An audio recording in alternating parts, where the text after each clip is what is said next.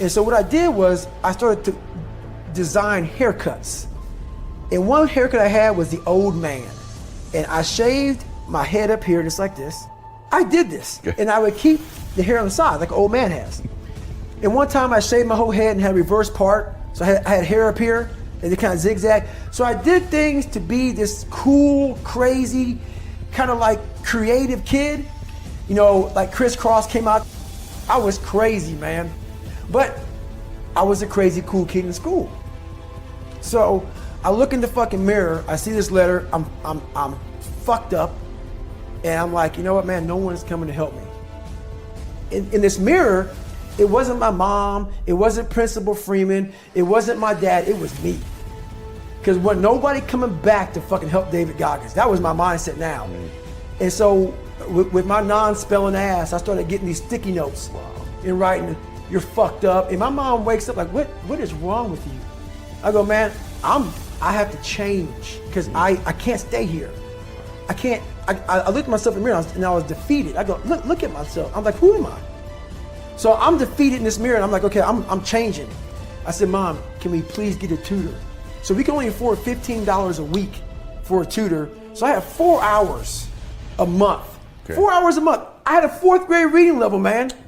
4 hours a month for 6 months. That's all I had. So this tutor did one thing for me, very big. But basically, she saw that I was slow, very slow, and couldn't retain shit. And I think she was joking. She says, you're gonna have to write down everything 1,000 times for you to remember this. I took it as okay, roger that. So I literally went to the store and I bought these spiral notebooks. And I started literally writing down, let's say it's a math equation, the same fucking math equation over and over and over and over again. When it came to a paragraph comprehension, I couldn't read the fucking paragraph and then remember it. So we had like, I think 25 or 30 paragraph comprehension things. I had to write down the whole fucking thing, like a whole paragraph, and you don't have much time to take the fucking test. But that's how I learned. So how I learned the Navy Dive Man, it was like 1,000 pages, Navy Dive Man. I got it a year in advance and wrote the book out probably 14 times. Like the Boyle's Law, Child's Law, Gay-Lussac's Law, Dalton's Law, all these laws, but over and over, the whole manual.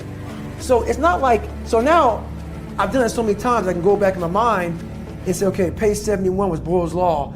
And I'm looking at it right now, and I remember writing it down so many times that it takes me to say, okay, I got it.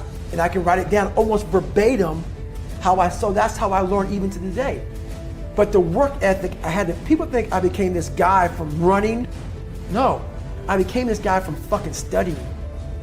I had to study for hours. What might take you an hour to learn, take me 2 days.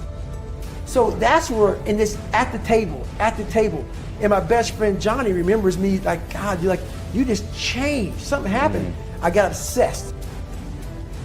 I gotta figure this out, man. I'm not going anywhere.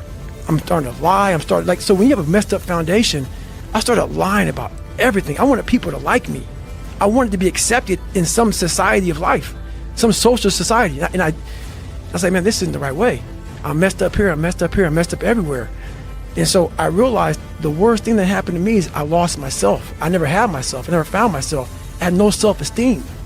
So I knew through working out and through learning, because it took a lot for me to learn also, I started finding self-esteem. Once I found that, that's when doors started opening up. I stopped caring about people, that what they thought, being judged. Wow, if I say this, if I started right now, are you gonna make fun of me? I stopped caring about that. And that's when my life started really changing for me, slowly but surely. I say, my God, like, no, don't look at it like, I didn't care about losing weight. I didn't care about being the fastest person. I wasn't making the Olympics. I wasn't going to pros. I could barely read and write when I was in a junior in high school. I wasn't going anywhere. I saw working out as a way for me to build calluses on my mind. I had to callous over the victim's mentality. So I watched these movies. I talked about Rocky last time I was on here. I always equated training to mental toughening. Like, it always looked brutal. People waking up early and doing all these things, and it looked horrible. I was like, wow, man, I gotta start doing that. not to get better, bigger, and stronger, but that is what's going to build me. That looks uncomfortable. That looks brutal. And getting up early, I don't want to do that. So I made this long list of things I don't want to do. And through that, I found myself. I started, I'm like, you guys aren't doing this shit in high school. You guys aren't getting up at 5 o'clock in the morning, running over here in this golf course. So I started seeing myself very differently than the average human being. I was like, hang on a second. I have something they don't have. And that's when I started to develop these things through working out. It was this great, never-ending work ethic. And through work ethic, I developed self-esteem. This through discipline, through self-discipline, through repetition, through tons of repetition of the same thing that you don't want to do. And that's the key thing. Through repetition of things you don't want to do, you develop mental, like an armor for your mind. Start to armor your mind, because your mind's like, okay, we suffer every day. That's what we do. We do stuff that sucks every day. And that's how I started coming up. I just started being very uncomfortable. And now it's like just a way of life. Look, dude, I believe that everybody has a gift. Every single human out there listening right now, you have a gift. The thing that you have working against you is you have all these other people now, right? 30 years ago, 20 years ago, we didn't have Instagram. We couldn't watch people and emulate them. We sort of had to learn our own little craft as we went, all right?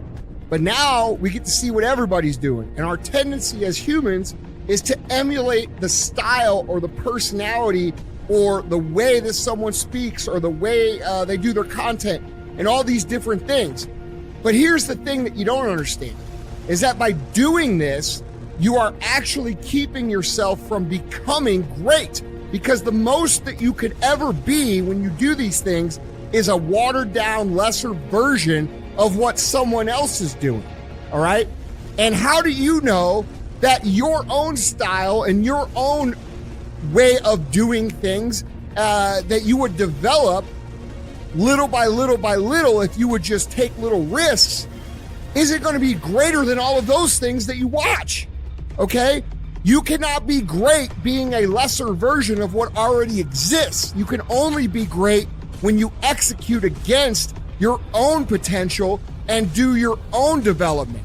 And that means getting up there and looking like a clown. And it means taking little bitty steps forward every single opportunity you get. No one comes out and is just great at business or great at athletics or great at science or great at speaking. It doesn't fucking happen, man. The first speech I ever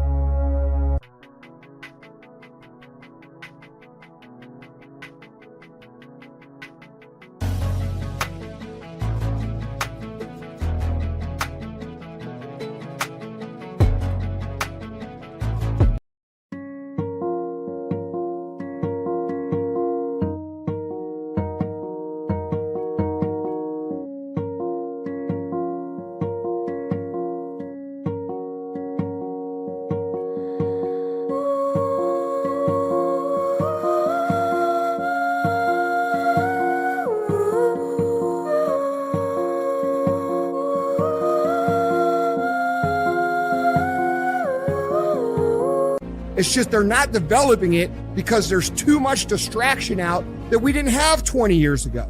So when I'm coming up, dude, I don't have people to look at. We didn't have the internet. We didn't have social media. We didn't have all these things. We had books.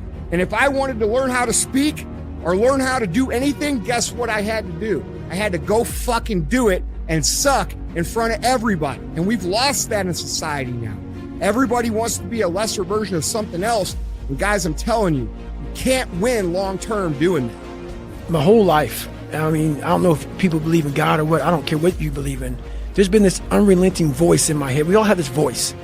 It's the right or wrong voice. And a lot of times that voice guides us into comfort. And my voice guided me to comfort a lot. But I have this other voice I heard my whole life saying, hey, motherfucker, what are you doing? Nah, man, we got to go over here. We got to go over here to that rock pile over in the fucking corner where nobody's at. That's where victory's at.